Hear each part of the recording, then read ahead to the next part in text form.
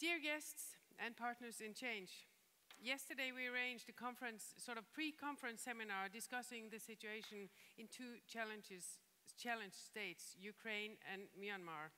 These two countries face immediate challenges and opportunities.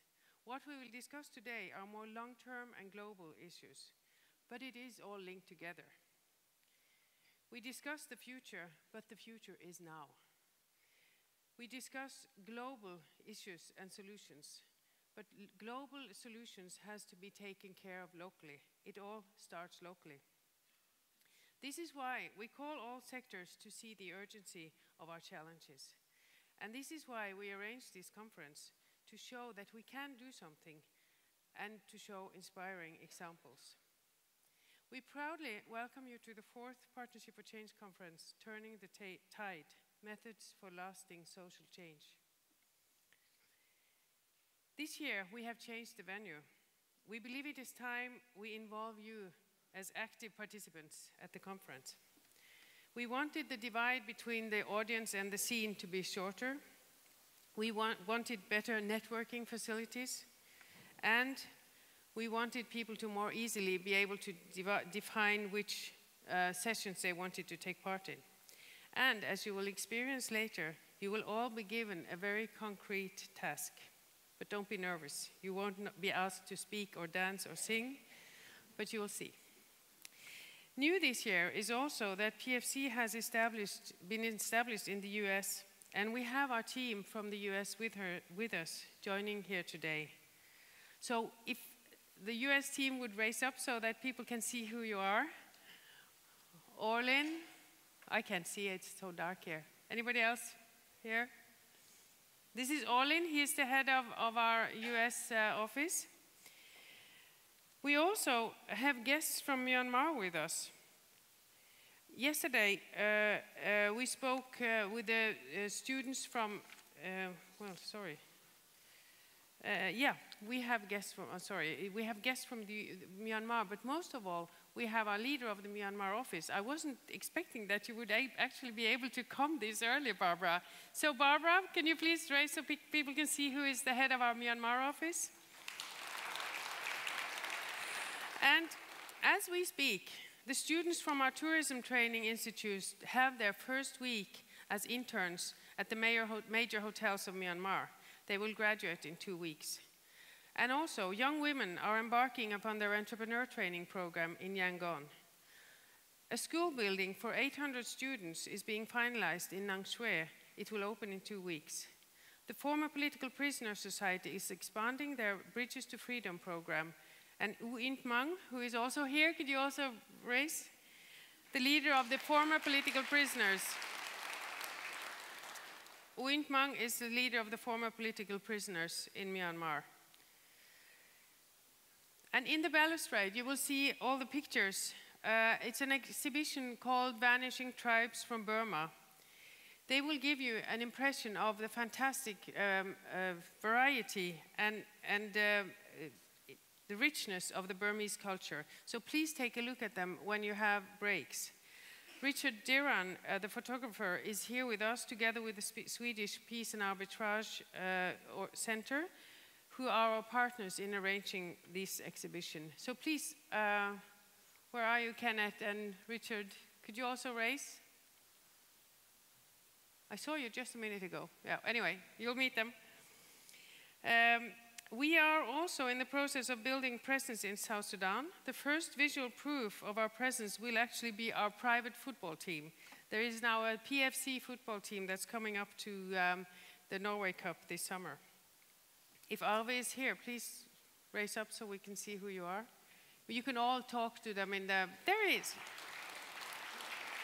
Arve is the leader of our South Sudan office. This year, we have also developed a deep partnership with Club de Madrid, the organization of 96 former political leaders. Together, we are working to arrange a global call to action for a sustainable future. So welcome to Maria Elena Aguera. Are you here, Maria Elena? And Clem McCartney, who is going to be on the scene. Yeah? Nexus is the global organization of young investors and social entrepreneurs, is also a new partner with us. And James Harrell is the leader of the Europe office. Are you here, James? Probably coming. And we have now, there is a Norwegian group also opening. I know Marie is here, who is one of the leaders of the office. Yeah. So, as you can see, the PFC conference not only connects and inspires, there is a lot of action. We now also know that quite a lot of action has developed due to the contact we help build between the participants and guests. And this is, of course, one of our aims of the conference. Ashoka is expanding its presence here in Norway, and you can visit their stand here on the first floor during the day. If there are any Ashoka people, can you please show face here? At least I am one. So. And last year, we also helped Plus Acumen launch. Those of you who have been at our conferences before will know Acumen quite well from earlier presentations. Plus Acumen is a local chapter here in Norway. It was established last year. And please also visit their stand on the first floor. We will spend the 2 morning sessions together here in the plenum hall, and after lunch we will have breakout sessions on the first floor. At 4 p.m. we will gather here in the plenum with Nobel Peace Prize laureate Leima Gbowe giving our closing remarks. Leima is a living proof that one single person can in fact change the world. For those of you who are going to the Business for Peace ceremony afterwards, there will be a Business for Peace host waiting for us outside the exit here. And please make sure that you start going at 4:30 with the host. She will bring you down to the City Hall. And finally, I take the opportunity to thank our major supporters for having made it possible to build Partnership for Change and to arrange these conferences. Formuesforvaltning, the leading Norwegian independent wealth management firm, for being our backbone. All the leaders are sitting here today.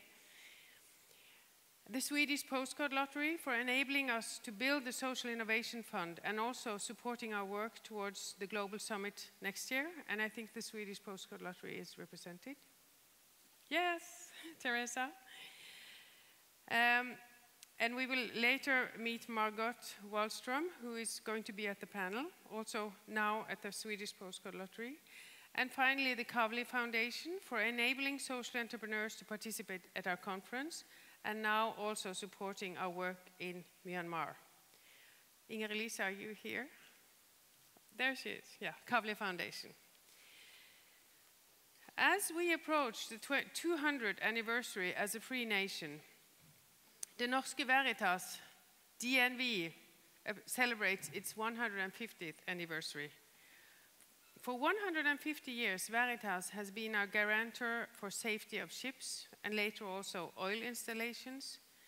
Veritas is now much more than that, as the company has taken a leading role using their technical expertise and state-of-the-art knowledge to help us define the roads towards a future that is safe, a future where 9 billion people can live well within the limits of our planet.